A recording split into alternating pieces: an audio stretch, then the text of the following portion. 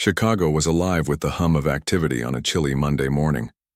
The streets buzzed with people rushing to work, cars honking impatiently, and the distant sound of construction echoing through the city. Among the towering skyscrapers stood Apex Logistics, one of the largest supply chain companies in the world.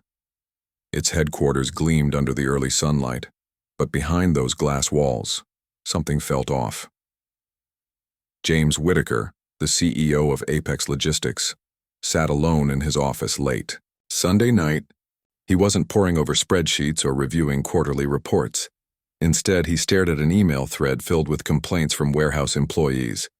Words like overworked, unfair treatment, and unsafe conditions jumped out at him. These weren't just isolated incidents, they were patterns, repeated across multiple locations. James had built this company from scratch. He prided himself on being a leader who cared about his employees. But now, reading these messages, he couldn't shake the feeling that somewhere along the way, things had gone terribly wrong. How could he have missed this? Was it possible that the very foundation of his empire was cracking under pressure? Instead of calling another meeting or delegating the issue to HR, James decided to take matters into his own hands. He didn't want filtered reports or polished presentations. He needed raw, unfiltered truth. And so a plan began to form in his mind. A bold, risky plan. The next morning, James woke up earlier than usual. He looked at himself in the mirror and barely recognized the man staring back. Gone was the neatly trimmed beard and tailored suit that screamed, CEO. In their place was a clean-shaven face, thick-rimmed glasses, and clothes that hadn't seen an iron in weeks. His polo shirt was faded, his jeans slightly baggy, and his sneakers scuffed enough to blend in with any blue-collar worker. He smiled faintly. No one would suspect a thing. Not even his closest colleagues knew what he was about to do. James grabbed a fake ID card labeled Jake Miller and headed to one of the busiest warehouses in the suburbs. This particular facility processed thousands of shipments daily, making it a critical part of the company's operations. If there were problems here, they'd be impossible to hide. When he arrived, the parking lot was already packed with trucks and forklifts zipping around. Workers milled about, drinking coffee and chatting before the day officially began. James parked his car far from the entrance just in case anyone might recognize his luxury sedan, and walked toward the building. Inside, the air was cool but tinged with the smell of cardboard and machine oil. The noise hit him first. The clatter of metal shelves, the whirring of conveyor belts, and the constant chatter of voices giving instructions. It was chaotic, yet strangely rhythmic. At the time clock station, James hesitated briefly before swiping his fake ID. The screen flashed green, signaling approval. He exhaled quietly, relieved that his cover hadn't been blown yet. As he stepped onto the warehouse floor, he felt a mix of excitement and nerves. What would he find here? Would anyone notice he didn't belong? His first task was simple: sorting, inventory. Boxes upon boxes lined the shelves, each marked with barcodes and labels. James joined a group of workers organizing items based on size and weight. At first, no one paid much attention to him. They assumed he was just another tempie, worker sent to fill in during the busy season. But as the hours passed, James started picking up bits of conversation. One guy complained about how the schedule never gave him enough time to rest. Another muttered about broken equipment that hadn't been repaired in months. A young woman nearby coughed repeatedly, clutching her side as she struggled to lift a heavy crate. James watched her closely, concern etched on his face. She looked pale, her movements slow and labored. When she finally set the box down, he approached her cautiously. "Hey," he said softly, trying not to startle her. "Are you okay?" She glanced up, surprised by the question. For a moment, she seemed unsure whether to answer honestly. Then, after a pause, she whispered, "Not really. I've been sick for days, but I can't afford to miss work." Her words lingered in James's mind long after she turned back to her task. He couldn't believe someone would come to work while unwell simply because they feared losing income. Back in his corner office, he'd always assumed employees had access to sick leave and support systems. Clearly, that wasn't the reality for everyone. As the day wore on, James continued observing. He noticed how some supervisors barked orders without offering help, how breaks were rushed, and how mistakes were met with harsh criticism rather than guidance. It was clear that something was deeply wrong here. By the time his shift ended, James's feet ached and his back was sore. But more than physical exhaustion, he felt weighed down by what he'd seen. This wasn't just a logistical operation, it was a human story unfolding right in front of him. And he knew this was only the beginning. Little did he know the worst was yet to come. The accusation against Elijah spread like wildfire through Willow Creek Middle School. By the end of the day, it seemed like everyone knew about Mrs. Peterson's claim. The buzz in the hallways was impossible to ignore. Students huddled in, small groups whispering and casting sideways glances at Elijah whenever he passed by. Some kids avoided him altogether, unsure what to believe. Others openly mocked him, repeating Mrs. Peterson's words. There's no way you could have done that on your own. For Elijah, walking through those crowded hallways felt like navigating a minefield. Every step brought a new wave of discomfort. He tried to keep his head down, clutching his books tightly as if they were shields protecting him from the stares and whispers. But no matter how hard he tried to block it out, the weight of the accusations pressed down on him. It wasn't just the unfairness of being accused, it was the feeling that people were looking at him differently now. Like he wasn't trustworthy anymore. At home, things weren't much better.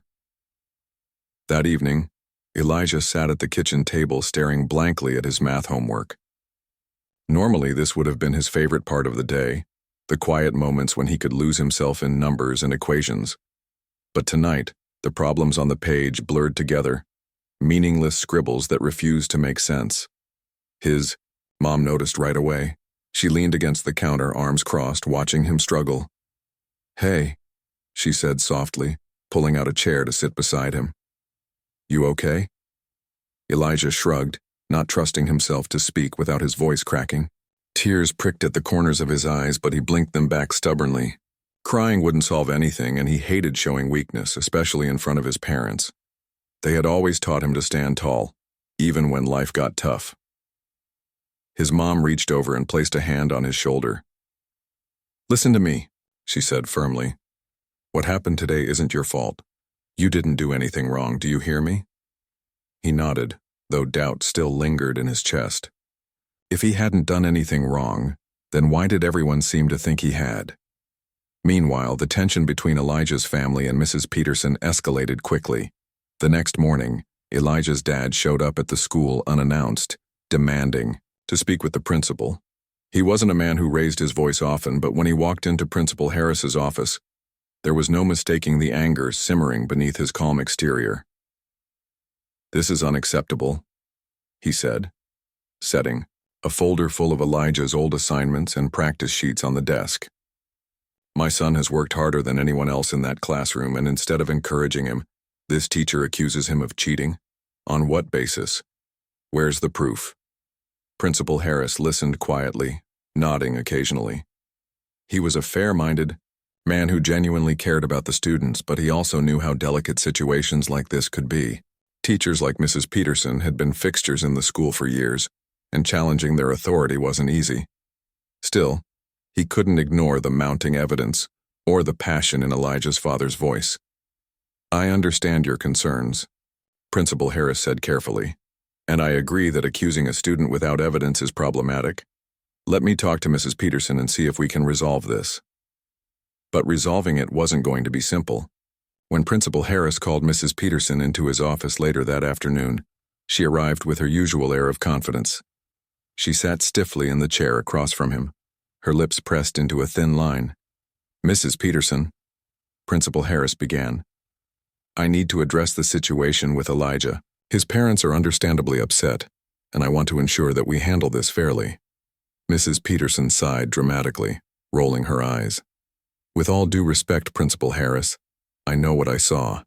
There's no way a child his age could solve those equations without assistance. It's common sense."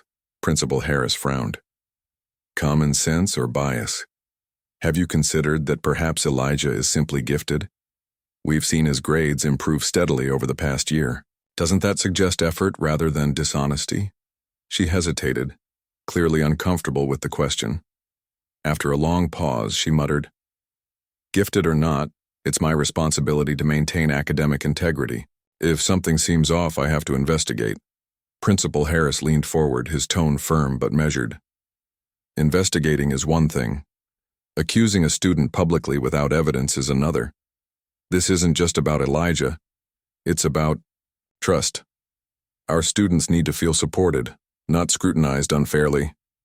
Mrs. Peterson shifted in her seat, visibly flustered. For the first time, cracks appeared in her usually unshakable demeanor. She didn't respond directly to Principal Harris's comments, choosing instead to deflect. "Well, maybe Elijah can prove himself. Give him another test under supervision. If he passes, then fine. But until then, I reserve the right to question his methods." Principal Harris agreed reluctantly, knowing it was the only way to move forward without causing further conflict. But deep down, he sensed that Mrs. Peterson's stance wasn't entirely professional. It was personal. And that realization troubled him more than he cared to admit. Back at home, Elijah's parents decided to take matters into their own hands. They realized that proving Elijah's innocence wasn't enough. They needed to expose the truth behind Mrs. Peterson's accusations. So they reached out to Dr. Thompson, a retired mathematics professor who lived nearby. Dr. Thompson had spent decades teaching advanced math courses at universities and mentoring young talents. When Elijah's dad explained the situation over the phone, Dr. Thompson didn't hesitate to offer his help. "Bring him by tomorrow afternoon," Dr. Thompson said warmly. "Let's see what this boy is made of." The following day, Elijah and his parents arrived at Dr. Thompson's modest home, which doubled as his workspace. Books lined every wall, and stacks of papers covered nearly every surface. Despite the clutter, there was an undeniable charm to the place, a sense of purpose that matched its owner perfectly. Dr. Thompson greeted them with a wide smile, extending a hand to Elijah. "So, you're the mathematician everyone's talking about," he said, his eyes twinkling. "I've heard great things." Elijah blushed, unsure how to respond. He'd never met anyone quite like Dr. Thompson, someone who radiated kindness and curiosity in equal measure. Over the next 2 days, Dr. Thompson put Elijah through a series of rigorous tests designed to challenge even the brightest minds. From complex algebraic proofs to abstract geometry puzzles, each problem pushed Elijah to think critically and creatively. Yet, despite the difficulty, Elijah rose to the occasion every time. He solved equations faster than Dr. Thompson expected, explaining his reasoning with clarity and precision. By the end of the second day, Dr. Thompson was practically giddy with excitement. "This young man is extraordinary," he told Elijah's parents. "Not only does he possess an innate talent for mathematics, but he also approaches problems with a level of maturity and focus that's rare for someone his age. Whatever doubts Mrs. Peterson may have had, they're completely unfounded." Armed with Dr. Thompson's glowing assessment, Elijah's family prepared to confront the school once again. This time, however, they weren't just fighting for justice. They were fighting to protect Elijah's dignity and future. Little did they know, the battle was far from over. What awaited them at the school board meeting would shock everyone and reveal truths that no one was ready to face. The day of the school board meeting arrived, and tension hung thick in the air. The small conference room at Willow Creek Middle School was packed with people, parents, teachers, students, and even a few curious neighbors who had heard about the controversy. Whispers filled the space as everyone waited for the proceedings to begin. Some attendees were there to support Elijah, while others seemed skeptical, unsure what to believe. At the center of it all sat Elijah himself, flanked by his parents. Looking both nervous and determined, Elijah's mom squeezed his hand reassuringly under the table. "You've got this," she whispered. He nodded, though his stomach churned with anxiety. Despite everything he'd been through, the accusations, the whispers in the hallways, the doubt cast on his abilities, he knew this moment mattered. It wasn't just about clearing his name anymore. It was about standing up for himself and showing the world that brilliance knows no boundaries. Principal Harris called the meeting to order, his voice steady but tinged with unease. He opened by summarizing the situation, Mrs. Peterson's accusation, the subsequent fallout, and the steps taken to investigate the matter. Then, turning toward Mrs. Peterson, he invited her to share her side of the story. Mrs. Peterson stood, slowly, adjusting her glasses as if buying time to collect her thoughts. Her tone was clipped, almost defensive, as she addressed the room. "I stand by my concerns," she began. "It's my duty as an educator to ensure academic integrity. When I see results that defy logic, I have to question them. Elijah's performance on the test was unnatural. No child his age should be able to solve those problems without help." Her words sent ripples through the audience. A few murmurs of agreement rippled through the crowd, but many more shifted uncomfortably in their seats. Even Principal Harris looked uneasy, glancing down at his notes before interjecting gently. "Mrs. Peterson, you mentioned unnatural. Could you clarify what you mean by that?" She hesitated, clearly aware that all eyes were on her. Finally, she said, "What I mean is, these are advanced equations, college-level material. For a middle schooler to master them so effortlessly raises questions. Questions any responsible teacher would ask." Before anyone could respond, Elijah's dad leaned forward, his expression calm but firm. "If I may," he said, addressing Principal Harris. When given the nod to proceed, he turned to face the room. "Let's talk about effort versus bias. My son has spent countless hours practicing math, not because someone forced him, but because he loves it. He keeps notebooks filled with practice problems, step-by-step solutions, and explanations. This isn't effortless talent, it's hard work. And yet, instead of celebrating his achievements, we're questioning his honesty based on assumptions." He paused, letting his words sink in before continuing. "We brought in Dr. Thompson, an expert in mathematics, to evaluate Elijah independently. His findings speak for themselves." With that, he gestured for Dr. Thompson to take the floor. Dr. Thompson rose from his seat, carrying a folder stuffed with papers. His presence commanded attention immediately. Though retired, he carried himself with the authority of someone who had spent decades teaching and mentoring young minds. He smiled warmly at the audience before speaking, his voice clear and measured.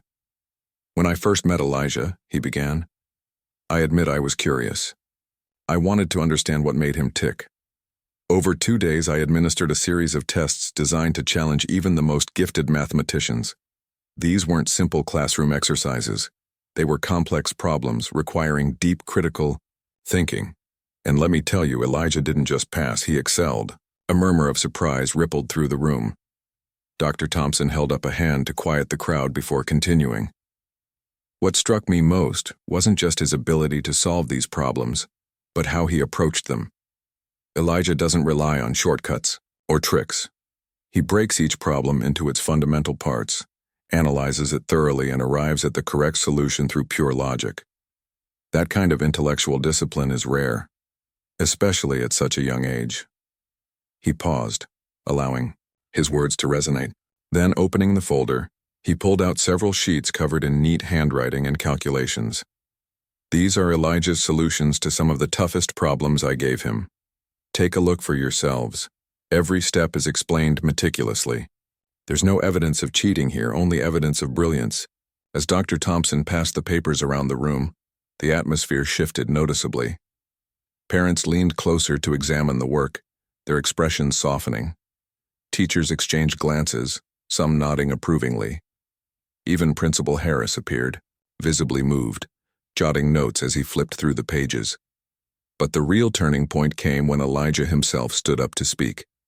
His parents had encouraged him to share his perspective, reminding him that his voice mattered most. Taking a deep breath, he stepped forward, gripping the edge of the podium for support. "I didn't cheat," he said simply, his voice trembling slightly at first but growing stronger with each word. "I studied really hard for that test because I wanted to do well. Math makes me happy. It's something I enjoy doing, even when no one's watching. I keep notebooks where I write down every problem I solve. If anyone doubts me, they can look at those notebooks." They'll see exactly how much effort I put in." He paused, glancing around the room. Some faces were sympathetic, others neutral, but none hostile. At least not anymore. Emboldened, he continued. "I know Mrs. Peterson thinks I couldn't have done it on my own, but I did. And honestly, it hurts to be accused like this. It feels like she doesn't think I'm smart enough to succeed unless I cheat, but I am smart enough, and I deserve to be treated fairly, just like everyone else." His words landed with quiet power, leaving the room silent. Even Mrs. Peterson seemed taken aback, her usual composure faltering as she stared at Elijah. For the first time, cracks appeared in her armor of certainty. She fidgeted in her seat, avoiding eye contact with anyone. Principal Harris broke the silence, his tone grave but respectful. "Thank you, Elijah. Your courage in speaking today is commendable." Turning to Mrs. Peterson, he added, "Based on the evidence presented, and the lack of any concrete proof supporting your claims, I believe it's clear that Elijah acted with integrity. Accusations like these cannot stand unchecked. They undermine trust and create unnecessary harm." Mrs. Peterson's face flushed red, but she remained silent.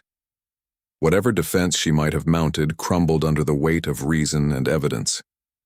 The meeting concluded with Principal Harris promising to review the school's policies on handling accusations of academic misconduct, ensuring fairness moving forward. As the crowd dispersed, Elijah felt a mix of relief and exhaustion wash over him. People approached him to offer kind words, some apologizing for doubting him, others congratulating him on his courage. It was overwhelming, but also healing. For the first time since the ordeal began, he allowed himself to feel hopeful. Yet despite the victory, Elijah knew the scars wouldn't fade overnight. Being doubted because of who he was had left its mark. But instead of letting bitterness take root, he chose to focus on the positives. He had stood up for himself, proven his worth, and inspired others to question their biases. In doing so, he planted seeds of change that would continue to grow long after the meeting ended. Little did Elijah realize, however, that the ripple effects of his bravery would extend far beyond Willow Creek. What started as a personal battle against prejudice was about to spark a movement, one that would challenge outdated beliefs and open doors for countless others like him. The aftermath of the school board meeting rippled through Willow Creek like a storm. People talked about it everywhere, in coffee shops, at grocery stores, even during church sermons. The story of Elijah and Mrs. Peterson had become the center of attention, dividing opinions but also sparking important conversations. For some, it was a wake-up call about fairness and bias in education. For others, it was a chance to reflect on their own assumptions and prejudices. Elijah's life didn't return to normal immediately after the meeting. While many people apologized for doubting him or offered words of encouragement, there were still lingering whispers. Some students who hadn't believed Mrs. Peterson's accusations initially now felt guilty for not standing up for him sooner. Others remained skeptical, clinging to outdated beliefs that refused to die easily. But what truly mattered was how Elijah chose to respond to all of this. Instead of letting bitterness consume him, he decided to use his experience as a platform for change. One morning, a few weeks after the meeting, Elijah walked into class carrying a large cardboard box. His classmates watched curiously as he placed it on his desk and began unpacking its contents. Stacks of notebooks filled with neatly written math problems, diagrams, and step-by-step solutions. He turned to face the room, his voice steady, despite the nerves gnawing at him. "I want to show you something," he said, holding up one of the notebooks. "These are the notes I've been keeping since last year. Every time I solve a problem, I write it down. Not because anyone asked me to, but because it helps me understand better. If anyone ever doubts me again, they can look at these." The room fell silent. Even Mrs. Peterson, who had resumed teaching after being placed on administrative leave pending further investigation, couldn't hide her surprise. She sat frozen in her chair, her lips pressed tightly together. Elijah wasn't trying to shame her. He simply wanted to prove once and for all that his success came from hard work, not shortcuts. As the days went by, Elijah noticed a shift among his classmates. They started asking him questions, not just about math, but about how he stayed motivated, how he tackled difficult problems, and why he loved numbers so much. At first, he felt awkward answering these questions. After all, he'd never thought of himself as extraordinary. But over time, he realized that sharing his passion could inspire others. He began tutoring a few students during lunch breaks, patiently guiding them through concepts they found challenging. Slowly but surely, his peers began to see him not as an outsider or someone to be jealous of, but as a friend who genuinely cared about helping them succeed. Meanwhile, the school administration took swift action regarding Mrs. Peterson. Following a thorough investigation, she was formally dismissed from her position. The decision sent shockwaves through the community. Many parents praised the move, saying it was long overdue. Others, however, defended her, arguing that she was simply doing her job by questioning irregularities. Regardless of where people stood, one thing was clear. The incident forced everyone to confront uncomfortable truths about bias and discrimination. Principal Harris addressed the entire school during an assembly shortly after Mrs. Peterson's departure. Standing behind the podium, he spoke with sincerity, urging both teachers and students to learn from what had happened. "We're here to support each other, not tear each other down," he said. "Every student deserves to be treated fairly and given the opportunity to shine. Let's make sure we create an environment where everyone feels valued and respected." His words resonated deeply with the audience, especially Elijah. As Principal Harris wrapped up his speech, he publicly acknowledged Elijah's courage in speaking out and thanked him for reminding everyone of the importance of integrity and fairness. The applause that followed was heartfelt, and for the first time in weeks, Elijah allowed himself to feel proud, not just of his academic achievements, but of the strength he'd shown in standing up for himself.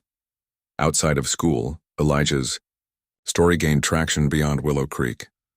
Local news outlets picked up on the controversy, highlighting the broader issue of systemic bias in education. One reporter interviewed Elijah and his parents, capturing their perspective in a way that humanized the struggle against prejudice. When the segment aired, it struck a chord with viewers across the region. Messages of support poured in from strangers, parents, educators, and students alike, who shared similar experiences of being doubted or dismissed because of their race, background, or circumstances. Inspired by the overwhelming response, Elijah came up with an idea. With his parents' help, he launched a mentorship program aimed at supporting underrepresented students in STEM fields. The initiative paired younger students with older mentors who could guide them academically and emotionally. It wasn't just about improving grades. It was about building confidence, fostering curiosity, and creating a sense of belonging. The program quickly gained momentum, attracting volunteers from nearby high schools and colleges. Teachers volunteered their time to host workshops, while local businesses donated supplies and resources. What started as a small effort in Elijah's living room grew into a thriving network of support that reached far beyond Willow Creek. Despite the progress, Elijah sometimes struggled with the emotional toll of everything that had happened. Late Q. At night, when the house was quiet, he would replay the events in his mind. The accusation, the stares, the whispers. He wondered if things would have been different if he hadn't fought back. Would people have continued to doubt him? Would he have let the negativity define him? On one such night, his mom sat beside him on the couch, wrapping an arm around his shoulders. "You know," she said softly, "it's okay to feel hurt. What happened wasn't fair, and no one should have to go through that. But look at what you've done. You've turned something painful into something powerful. You've inspired so many people, including me." Elijah nodded, leaning into her embrace. He knew she was right. While the scars of the past might never fully heal, they reminded him of how far he'd come and how much farther he could go. As months passed, Elijah became a symbol of resilience and determination. Invitations to speak at conferences and community events started pouring in. At first, he hesitated, unsure if he was ready to step into the spotlight. But with encouragement from his family and friends, he accepted a few invitations, sharing his story with audiences who hung on his every word. One particularly memorable event took place at a regional youth leadership conference. As Elijah stood on stage looking out at the sea of faces before him, he felt a surge of gratitude. These were kids just like him. Kids who faced challenges, doubted themselves, and dreamed of making a difference. He spoke honestly about his journey, weaving humor and vulnerability into his narrative. By the end of his talk, the crowd erupted into applause, many rising to their feet. Afterward, a line formed outside the auditorium as students waited to thank Elijah personally. One girl, barely taller than the microphone stand, approached him, with tears in her eyes. "I'm good at science," she said shyly. "But my teacher says girls aren't meant for that kind of stuff. Hearing your story makes me think maybe I can prove them wrong too." Elijah knelt down to meet her gaze, smiling warmly. "You absolutely can," he told her. "Don't let anyone tell you what you're capable of. Work hard, stay true to yourself, and trust that your talent will shine through." By the time the school year ended, Elijah's impact was undeniable. The mentorship program he started had grown exponentially, reaching hundreds of students across multiple districts. Teachers adopted new strategies to address bias in the classroom, inspired by the lessons learned from his ordeal. And though Mrs. Peterson's shadow still lingered in some corners of Willow Creek, her influence had waned significantly. For Elijah, the journey wasn't just about proving his innocence. It was about proving that brilliance comes in all forms and that everyone deserves a chance to shine.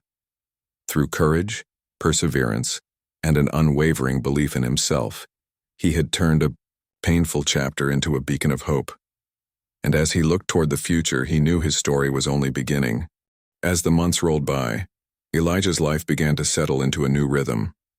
The storm that had once surrounded him started to calm, but its impact lingered in ways both big and small. He was no longer just a student at Willow Creek Middle School. He had become a symbol of resilience and determination for his peers and even adults in the community. People looked at him differently now, not with suspicion or doubt, but with admiration and respect. Yet despite the positive changes, Elijah knew that true healing took time. For every kind word he received, there were still moments when old wounds resurfaced, reminding him of the pain he'd endured. One afternoon, as Elijah sat in the library working on a particularly challenging math problem, he overheard two girls whispering nearby. At first, he tried to ignore them, focusing on the numbers in front of him. But their conversation caught his attention when one of them said, "Do you think Mrs. Peterson really meant all those things she said about Elijah? Or do you think she regrets it now?" The other girl shrugged. "I don't know. She always seemed so strict, like she didn't care about anyone except her rules. But maybe she just got scared when someone didn't fit into her idea of how things should be." Elijah paused, his pencil hovering above the page. It wasn't the first time he'd heard people speculate about Mrs. Peterson's motivations. Some believed she acted out of malice, while others thought she simply couldn't handle being proven wrong. Elijah himself wasn't sure what to believe. What he did know was that her actions had caused real harm, not just to him but to the entire school environment. Whether she regretted it or not, the damage had been done. Later that week, Principal Harris announced a surprise visitor during morning assembly. As the students filed into the auditorium, whispers filled the air. Rumors spread quickly, with some guessing it might be a celebrity or a local politician. When the guest finally stepped onto the stage, however, the room fell silent. It was Dr. Thompson, the retired mathematics professor who had evaluated Elijah earlier. Dr. Thompson greeted the crowd with a warm smile, his presence instantly calming. "Good morning, everyone," he began. "I'm here today not just to talk about math, but about something far more important, how we treat each other." He paused, scanning the sea of young faces before continuing. "You see, I've spent most of my life teaching students like yourselves. And let me tell you, talent comes in many forms. Sometimes it's loud and obvious, like a trumpet blasting through a quiet room. Other times it's quieter, hidden beneath layers of fear or doubt. But no matter how it presents itself, talent deserves to be nurtured, not stifled." He turned to look directly at Elijah, who sat near the front row. Elijah reminded me of this truth. His story isn't just about math, it's about fairness, courage, and the power of believing in yourself. I hope each of you takes a moment to reflect on how you can support one another. Because when we lift each other up, amazing things happen. By the time Dr. Thompson finished speaking, the entire auditorium erupted into applause. His words resonated deeply, especially with Elijah, who felt a renewed sense of purpose.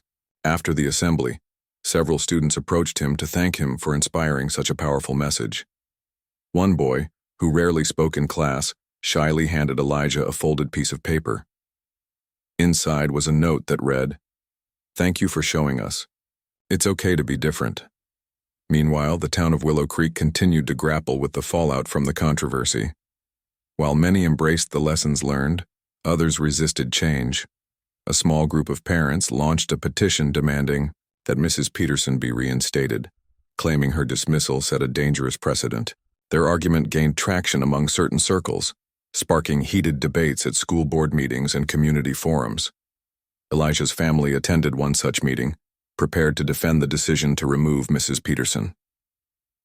The atmosphere was tense, with voices rising and tempers flaring.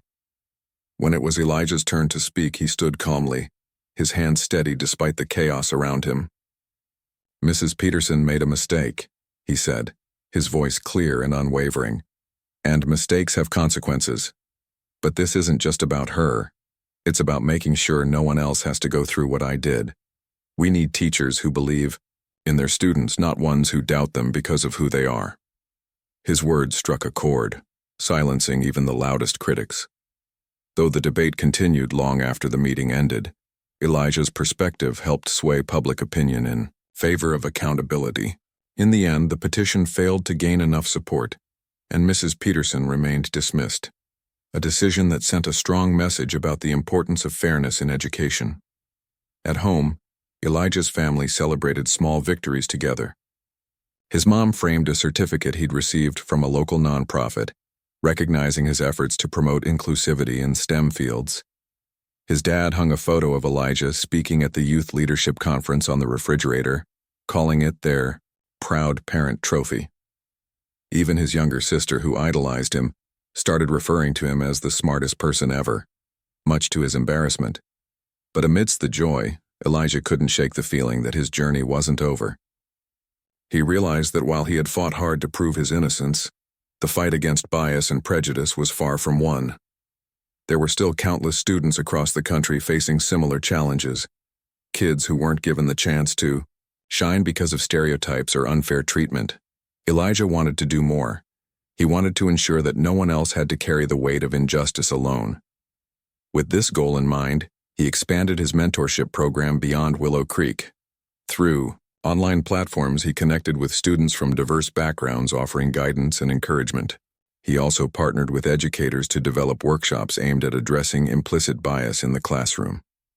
These initiatives required hours of planning and effort, but Elijah found fulfillment in knowing he was making a difference. One evening, as Elijah scrolled through messages from students he'd mentored, he stumbled upon an email that brought tears to his eyes. It was from a high school senior named Alex, who wrote, "Before I met you, I thought I wasn't good enough to pursue engineering.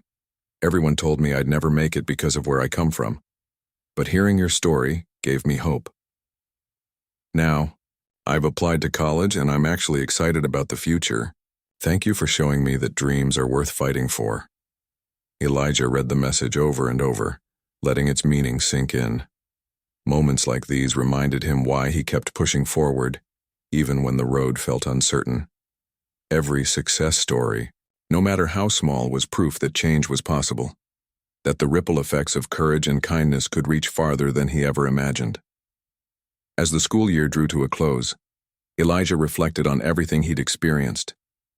From the initial accusation to the school board meeting, from launching a mentorship program to becoming a role model for others, his journey had been anything but ordinary. But through it all, he had grown, not just academically, but emotionally and spiritually. He had learned the value of standing up for himself, the power of forgiveness, and the importance of using his voice to uplift others. On the last day of school, Principal Harris called Elijah into his office. "I just wanted to say thank you," he said, shaking Elijah's hand warmly. "You've taught us all a valuable lesson this year. You've shown us that brilliance isn't defined by race, background, or circumstance. It's defined by heart and effort. And you, my friend, have plenty of both." Elijah smiled, feeling a swell of pride. As he walked out of the office and into the bright sunlight, he knew this wasn't the end of his story. It was merely the beginning of a lifelong mission to create a world where everyone had the opportunity to thrive. And with each step he took, he carried the lessons of his past, ready to face whatever challenges lay ahead. Years passed, and Elijah grew from the quiet, determined boy who once faced down a teacher's prejudice into a young man whose influence stretched far beyond Willow Creek. His story had become a beacon of hope for countless others, a reminder that brilliance could shine through even the darkest clouds of doubt and bias. Yet despite his achievements, Elijah never forgot where he came from or the lessons he'd learned along the way. By the time he graduated high school, Elijah had earned a reputation not just as an exceptional student, but as a leader and advocate. His mentorship program, which started with a handful of notebooks and a dream, had blossomed into a nationwide initiative.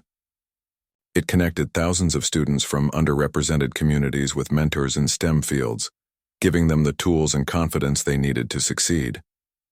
Universities began reaching out to partner with him, offering scholarships and resources to support his mission. Teachers across the country adopted his workshops on addressing bias in education, embedding them into their curriculums. But none of this happened overnight. Every step forward required patience, persistence, and a willingness to confront uncomfortable truths. There were days when Elijah felt overwhelmed by the weight of expectations, times when he questioned whether he was doing enough. On those days, he reminded himself of the little girl who had approached him after one of his talks, the one who dreamed of becoming a scientist despite her teacher's dismissive remarks. Her words echoed in his mind. "Hearing your story makes me think maybe I can prove them wrong too." Those simple words kept him grounded, reminding him why he couldn't give up. Elijah's journey took him far from Willow Creek, both physically and emotionally. He attended one of the top universities in the country, earning a degree in mathematics while continuing to champion inclusivity in education. During his freshman year, he gave a TEDx talk titled, "When Doubt Becomes Fuel," recounting how the accusations against him had pushed him to fight harder, not just for himself but for others. The video went viral, sparking conversations about systemic racism and inequality in schools. People from all walks of life reached out to share their own stories, many of which mirrored Elijah's in heartbreaking ways. One message stood out, among the rest. It came from a middle-aged woman named Linda, who confessed that she had been like Mrs. Peterson once, someone who let her biases cloud her judgment. "I read about your story," she wrote, "and it made me realize how much harm I caused my own students over the years. I'm sorry for what you went through, and I'm trying to do better now. Thank you for inspiring me to change." That email hit Elijah hard. For so long, he had carried anger toward Mrs. Peterson, viewing her as the face of everything wrong with the system. But reading Linda's words helped him see that people weren't always defined by their worst moments. Change was possible, even for those who seemed set in their ways. He replied to her message, thanking her for her honesty and encouraging her to keep learning and growing. Their exchange marked a turning point for Elijah. It allowed him to release some of the bitterness he'd held onto for years. Back in Willow Creek, the town continued to evolve in subtle yet meaningful ways. The school district implemented mandatory anti-bias training for all staff members, ensuring that future generations wouldn't face the same struggles Elijah had endured. The annual Academic Excellence Award was renamed in his honor, the Elijah Scholarship, and given each year to a student who demonstrated resilience in the face of adversity. When Elijah returned home for holidays, he often visited the school to speak with students, sharing advice and encouragement. During one such visit, he met a shy 7th grader named Mia. She reminded him of himself at that age, quiet, unsure of herself, but clearly bright. After class, she lingered behind, clutching a crumpled piece of paper in her hand. "Can I show you something?" she asked hesitantly. Elijah smiled and nodded. Mia unfolded the paper to reveal a math problem she'd solved using a method she'd invented herself. It wasn't perfect, there were minor errors here and there, but the creativity and effort were undeniable. "Wow," Elijah said, genuinely impressed. "This is incredible work. You're thinking outside the box, and that's exactly what makes great mathematicians." Mia beamed, her eyes lighting up with pride. "Do you really think so?" "No, Elijah replied. "Keep going and don't let anyone tell you you're not good enough." As Elijah moved closer to graduation, he found himself reflecting more and more on the legacy he wanted to leave behind. Success, he realized, wasn't measured by awards or accolades. It was measured by impact, by the number of lives touched, the barriers broken, and the doors opened for others. He knew he couldn't single-handedly fix every issue within the education system, but he could plant seeds of change wherever he went. And if those seeds grew roots and spread, then his work would live on long after he was gone. In his final semester of college, Elijah launched a digital platform called Brilliance Without Borders, designed to connect aspiring students with mentors, resources, and opportunities worldwide. The platform included interactive lessons, forums for discussion, and profiles of trailblazers from diverse backgrounds. Within months, it gained traction globally, earning praise from educators, activists, and policymakers alike. At the platform's launch event, Elijah stood before a crowd of supporters, his voice steady but filled with emotion. "When I was 12 years old, someone told me I couldn't achieve greatness because of who I was," he said. "They were wrong, but more importantly, they underestimated the power of community. None of us succeeds alone. We need people who believe in us, who challenge us, and who remind us that our dreams are worth fighting for." That's what this platform is about. Creating a space where everyone belongs, no matter where they come from or what they look like. The applause that followed was thunderous, lasting several minutes. As Elijah stepped off the stage, he felt a profound sense of fulfillment. This was his purpose, to create pathways for others, just as so many had done for him. Today, Elijah's name is synonymous with resilience and progress. His story has inspired books, documentaries, and even legislation aimed at promoting equity in education. Yet despite his fame, he remains humble, always quick to credit those who supported him along the way. "I didn't do this alone," he often says. "Every victory I've achieved belongs to the people who stood by me, the ones who refused to let doubt win." For Elijah, the journey isn't about looking back, it's about looking ahead. He knows there will always be challenges to overcome, systems to dismantle, and minds to change. But he also knows that courage is contagious, and that one person's bravery can spark a movement. As he looks toward the future, Elijah carries with him the lessons of his past, the importance of standing tall in the face of adversity, the value of forgiveness, and the belief that brilliance cannot be silenced. Through his actions, he continues to prove that the truth, no matter how shocking, will always prevail. And in doing so, he ensures that his legacy will endure, inspiring generations to come.